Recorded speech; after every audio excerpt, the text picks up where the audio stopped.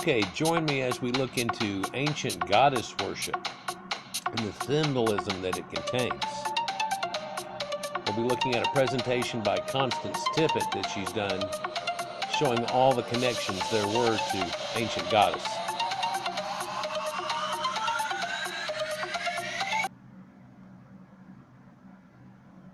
You know, God the Father, today it's simply taken for granted that the supreme creative power of the universe is male, just as Michelangelo illustrated.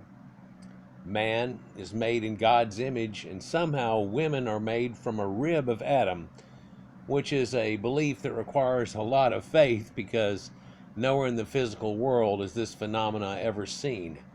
It is women who give birth, but the idea that God may be feminine is in some circles heresy. In the 60s and 70s, women began making inroads into academia, and their research of early civilizations subsequently challenged this very male view of the religion. Scholars began publishing books uncovering the history of the divine feminine. Most controversial was Lithuanian-born Marija, again Buddhist, as a professor of European archaeology at UCLA. Marija Gimbutas had written more than a dozen books on the Bronze Age, and she authored several groundbreaking books on Neolithic Old Europe and their gods and goddesses, and became quite well known. Then she came out with another hypothesis here. The God and Goddesses hypothesis suggests that before today's patriarchal monotheists, there was polytheists, like Greeks and Romans, who believed in divinity was represented in both as gods and goddesses. And prior to the Greeks and Romans, Neolithic people apparently believed that the divine creative force was primarily feminine, as evidenced in the fact that the beginning of nearly every civilization, the predominant images seen were small statues of women made of clay and stone and ivory, as seen here. And a lot of them are a divine feminine, a heavy mother goddess that is something that is seen as a mother figure, motherly, very well endowed, if you will. Other ones are seen in a sacred feminine, where you can still tell it's a woman and things, but she has a bird head on her, and her arms are cloacated up, and this almost looks like something like the female genitalia in its ovaries, if you will, but there are more connections to it than that. And this exact symbol that I'm pointing out here now, I've shown you in a recent video that it's all over Eastern Europe, and it's all over through the middle of the Levant area. And this exact statue here is from an Egyptian statue dating at 4000 BC, which is pre-dynastic and in the Naqada series of people that predate the pre-dynastic Egyptians, what we call Dynasty Zero nowadays. Now, these ladies are shown with their hands proudly on their hips, sporting crowns. They're women of stature. They're not just lowly women or chattel. Buddhists wrote that these early societies may have been matrilineal and egalitarian and cooperative communities who honored the sacredness of the feminine. Communities honored this also, but indeed did not to the exclusion of the masculine, and that was one of the earliest pictures of the thinker, if you saw that well. So she believed also in many ways that the Neolithic was just a continuation of early Paleolithic one, and I wanted to see all of these figures together in one place to make a better assessment. So she began making this goddess timeline here by Constance Tippett, and it's actually a poster board set, but she still, in doing this large poster board, couldn't get the thing all together in one. And by a long time gating some areas and minimizing others, she divided it into equal 1,000-year segments, beginning at a 30,000 BC range and ending at about 2,000 BC, or 2,000. And I painted a nice background here. She did a nice looking, if you will, it looks like a scroll works, and took ancient images from all the civilizations and put them in their proper places and their timelines, and we're going from earliest to latest. And you can see there are continuations through what is Asia and the Levant area, running all the way through, and now there's continuations of certain people that have exactly the same motifs, and then other people which have almost the exact same motifs in many, many different areas. And this must have happened somewhere before the last ice age, and it looks like it may have come out of the previous ice age before, and people, whenever they were really just as a primordial people in their worship, and it carried on for a long time. The oddity here is that it carries on for 30,000 years.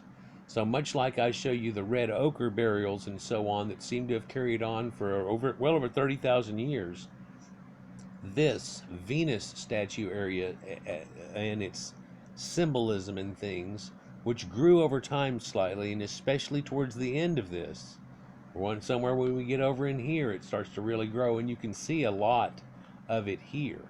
But there's ancientness all the way back to even cave art and paintings, which I recently showed you, where it showed you the woman's genitalia on the wall and so on, and it was all hooked up with a fertility situation. It looked like an animal's in spring.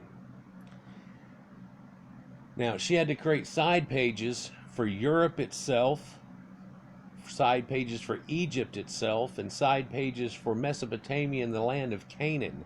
And she finds here with the land of Canaan that they all seem to go together, that they are all attached, that Inanna and Diana and so on are all the same god, Ishtar, and their representations. And I've shown you that very well in quite a few things. But what they're not showing you here is the goddess, the young goddess Inat, the warrior before becoming the mother situation here, is also Inat of the Egyptians, and she's also Inat of Anatolia, and it's where Anatolia comes from. And I'd like to almost look at each one of these in an individual set, but we're just going to try to do an overview of this and see if we can go into a depth as much as possible. On the main page, reading left to right, she placed the different countries and locations. At the bottom are the different areas and the different eras of epochs of time. So Upper Paleolithic, Mesolithic, Neolithic, Bronze Age, and you can see the change that happens through here and how it brings about. There's a sag in the middle of that too, and the weird thing is that looks like that was whenever the incredible bad things happened, 6,000 to 7,000 BC. Different eras, we really plan to look at an overview of the Paleolithic figures around 30,000 BC. Humans began expressing themselves through art. Most were representations of animals, but human representation, most of which were these figures that scientists labeled Venuses. They are the goddess of Hema, or sacred feminine. They're fertility cult idols, Paleolithic pornography, or just ordinary of women they're not sure of, but it seems due to the amount of them that it must have had something to do with a fertility type cult, because you see young and skinny women, you see pregnant women, and you see them in a motherly state.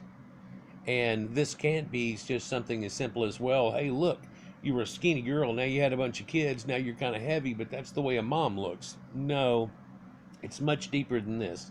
The sacred feminine aspect is the yang to the yin, and so it appears to be images of a lot of different things. There's images of young, slender women. Actually, many of the Paleolithic Venuses appear to be older women, especially from the area up around in Russia, where they appear to be like old crones and so on. So it would seem that in the Paleolithic, that all aspects of women's life were being represented, rather than like the pagan maiden or mother and crone symbolism.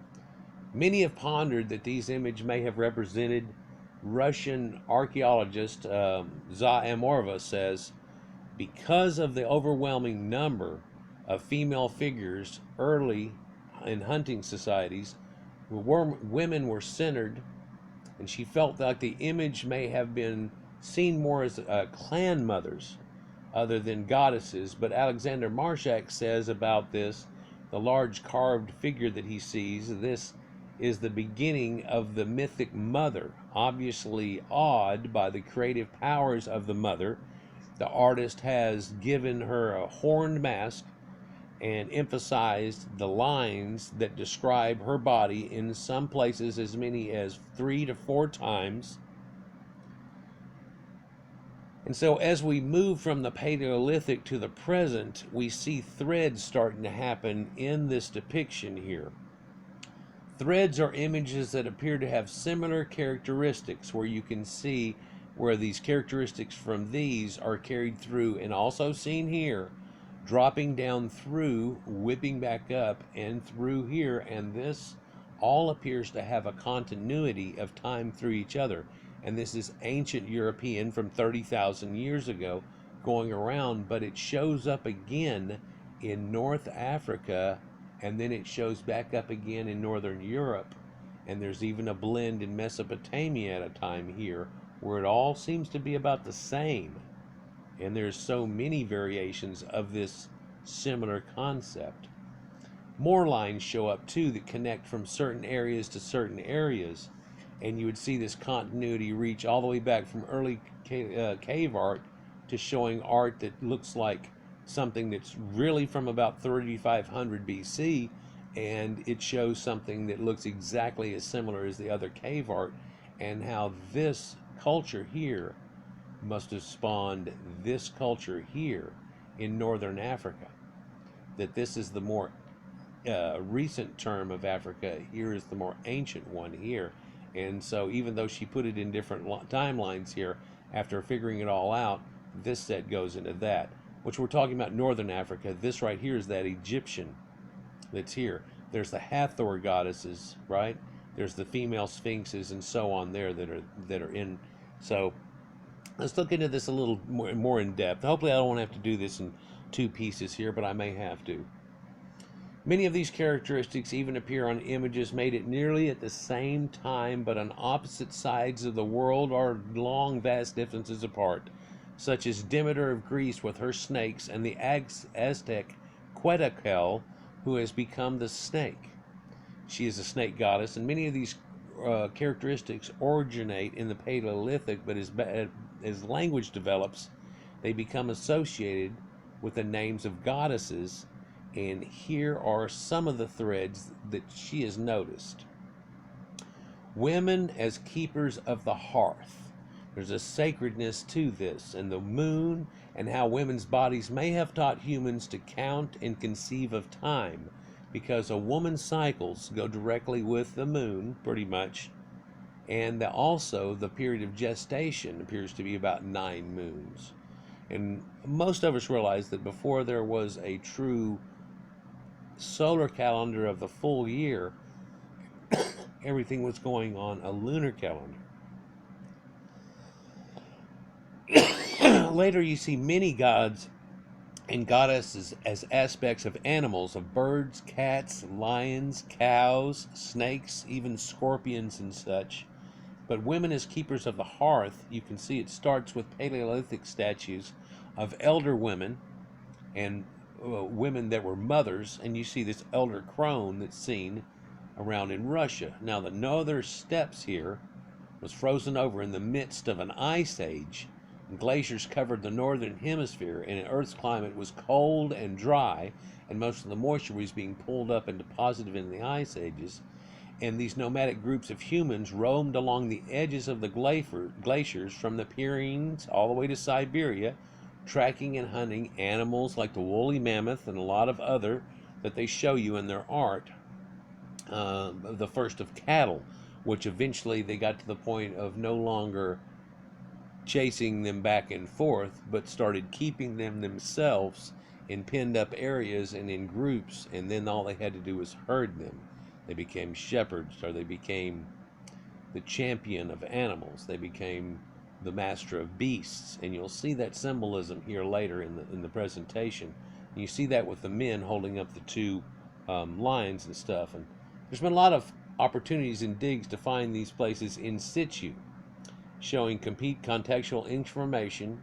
These people constructed pit huts and houses made of mammoth bones, and on the inside are ritualistically buried in storage pits constructed like smaller houses internally of it, and subsequently near the hearth were small figures of old women, like this, their breasts and bellies sagging and huge, distended apparently due to childbirth.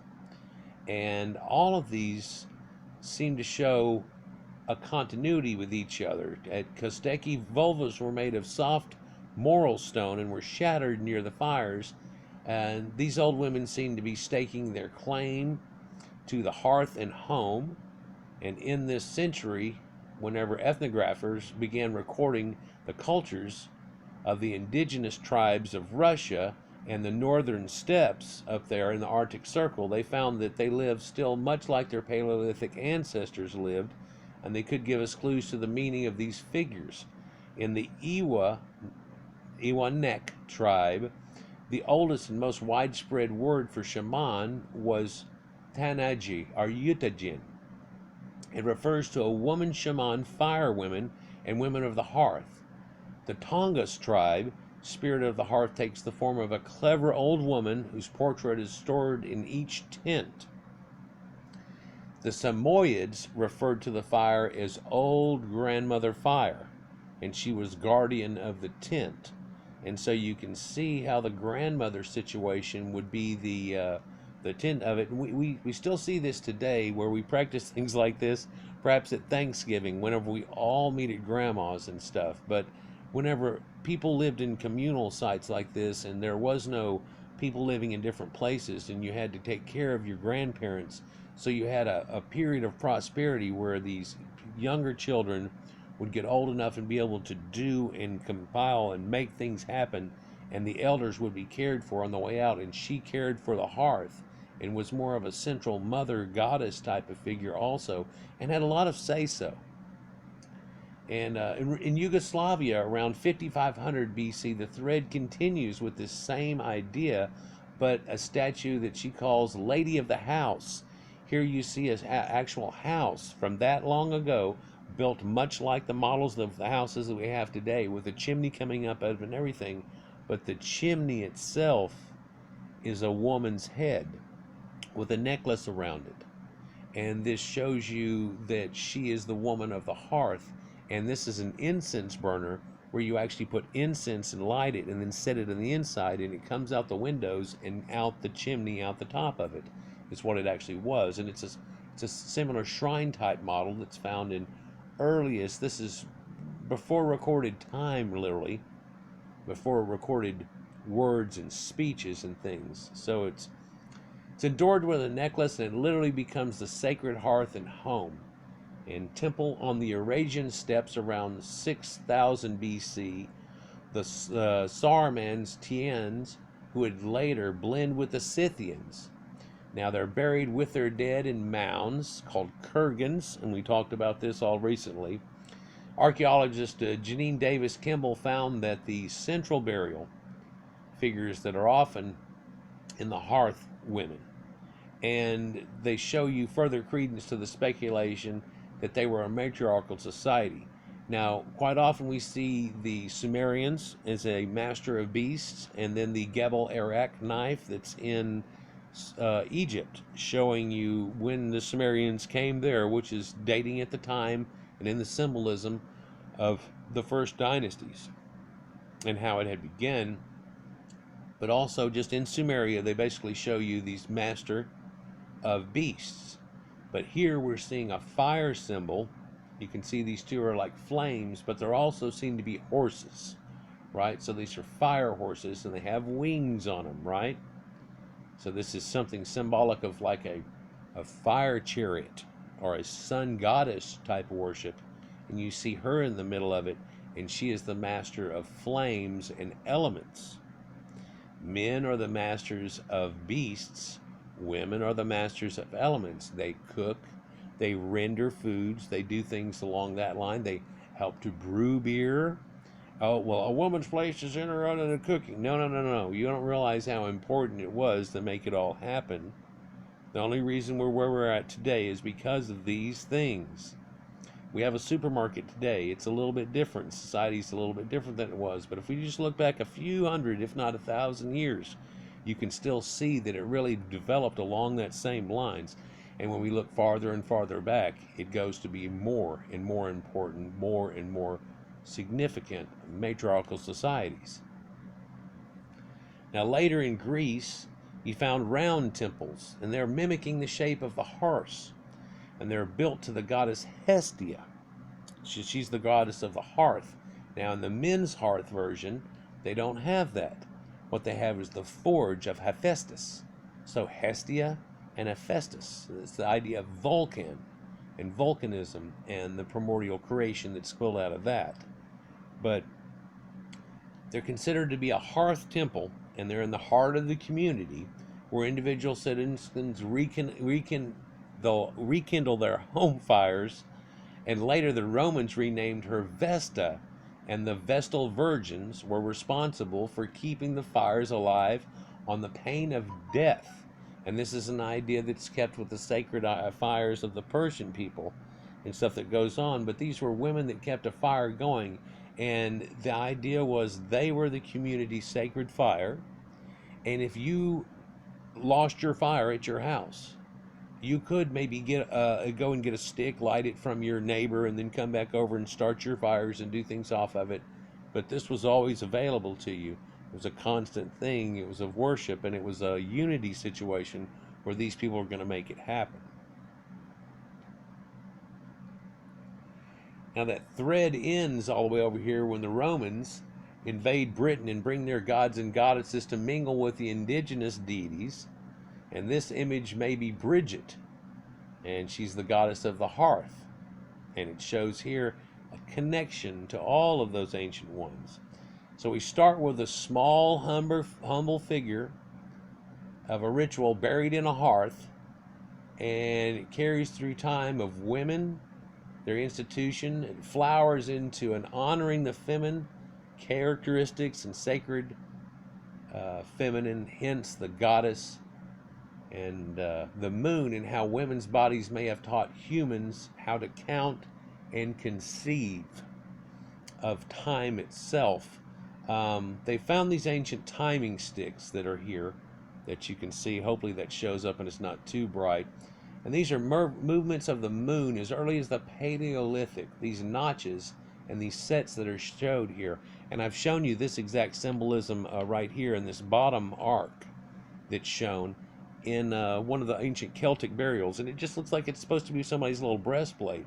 But somebody noticed that the amount of lines around on them and so on, and they measured them a little bit, and they go, this is off by this exact amount. And then the amount of dots that go in with each one is kind of weird, and I don't know why I know this, but that's how many moons there are in a year, and each one of those, and here's a calendar, right?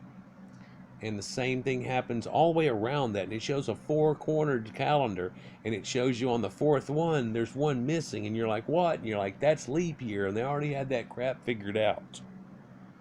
And this is long ago, a long time before we came up with it again, but the people already had that concept. And you can see all these notches figured out here, and a bone set that's been broken off, but it's believed that they had 365 on here, and then there's certain marks put at certain places, and then this guy would go around tabulating the year, that he would probably tie a string around this and tighten it and keep up with it, and it would be locked into each notch, and he would move each notch as it went through the days, and they would try to keep up with it on this. So these notches are found on a lot of Paleolithic, and a lot of these are in bone. This one is mammoth bone. So it shows you phases of the moon that they had, and it coincides with that.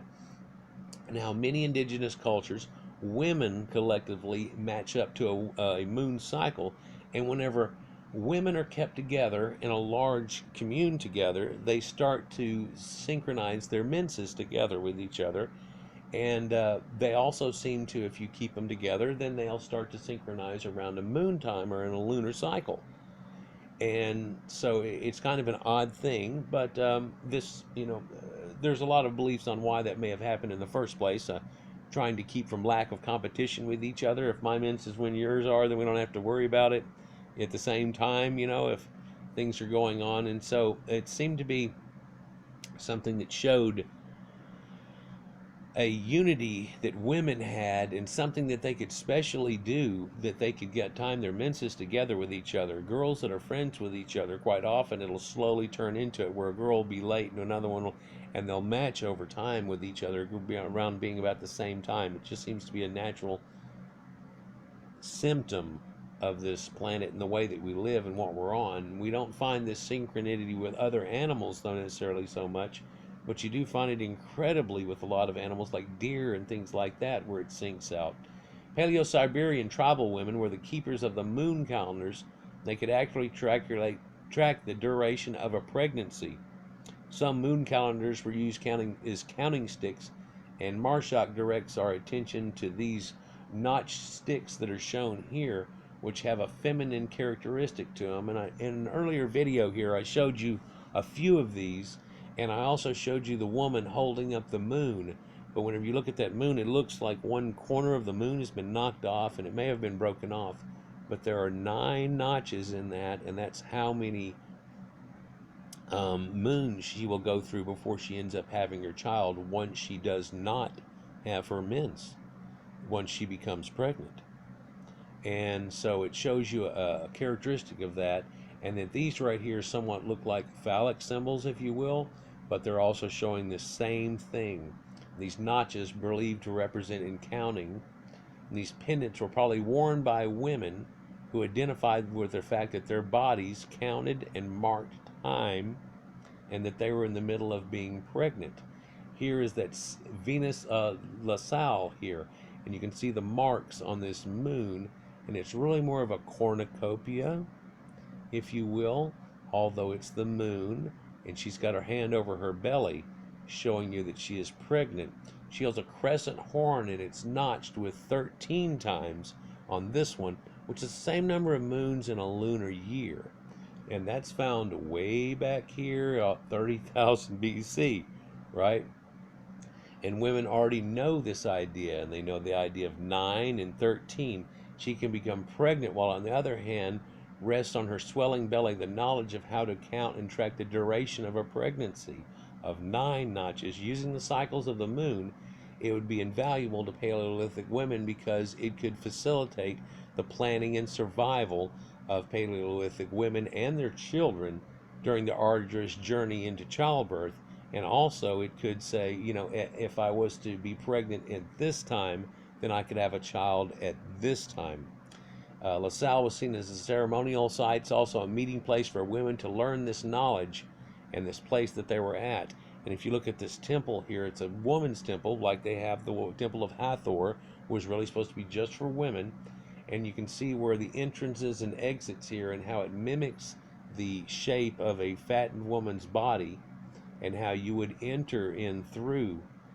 And what's neat about it is that the summer and winter solstice and the spring and autumn equinox, the sunlight goes straight through up the goddess, if you will, into the main temple spot, and registers on the back wall. And it's one of the world's first astronomical calendars, and it has to do with women and giving birth. And this Malta statue of a woman positioned with 9 marks on her back is the same number of moons during a human pregnancy. There are 9 lashes across her back. Of course, they looked at that. People say it's like a lizardy type thing. What is it, you know? Or is it, no, that's her ribs? No, is she, well, she's fat, but she's got her ribs showing. It doesn't make sense.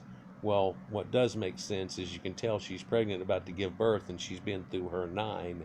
This is something they could show you as a symbol and talk about it.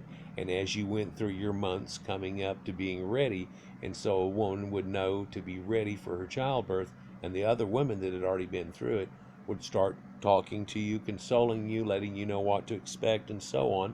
And you could prepare for the child in many, many ways. A lot of ways of like making extra fabric cloths for them and things like that you could do. And other women would do this same type of thing. And of course, you would have a baby shower type thing too, and so on. But there's a lot more to that.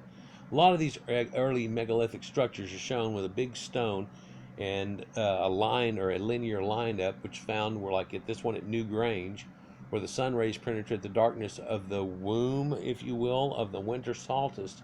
There's renewed interest in trying to understand the meaning of these large megaliths. And you see here the swirls that look like an Atlantis type of marking that's put upon them. And there's another interesting effect here that I have to mention now they talk about this womb and light coming through and stuff. You know, there's this weird thing that's said in the Bible that whenever Muhammad was born, that light emitted from his mother's womb. And people have made that into a weird joke in a few videos and everything. But then again, that's actually supposed to be this symbology that's right here. And everything's really taken out of context and been twisted quite weird for that religion, out of the same Abrahamic religion that we all know of. Now, the rate of this thread starts with a small feminine counting stick and ends with a huge megalithic structures that begin to honor the feminine body as a way of counting time, right? And it carries through. We honor the feminine body as a way of counting the time when women goddesses are as animals. And let's look at the time here on this. We're at 31. Let's see if we can capture the whole thing. We won't be able to. I can guarantee we won't. So I tell you what, we're going to start at part 2. I'll put them back to back, and the next thread will be about women as animals and the deities that they are and the symbology that's with that. And so what I'll do is I'll have it show up here in your top left-hand corner. And if you've missed part 1, when you get to part 2, I'll have a return on that in the top right-hand corner. But yeah, so meet me over at the next video. It's in your top left-hand corner right now. That's part 2. And it may take a few minutes for it to kick in because it only goes in 15-minute increments. Before you leave, like, share, and subscribe. And if there's a few minutes left, leave a comment. Peace. See you there.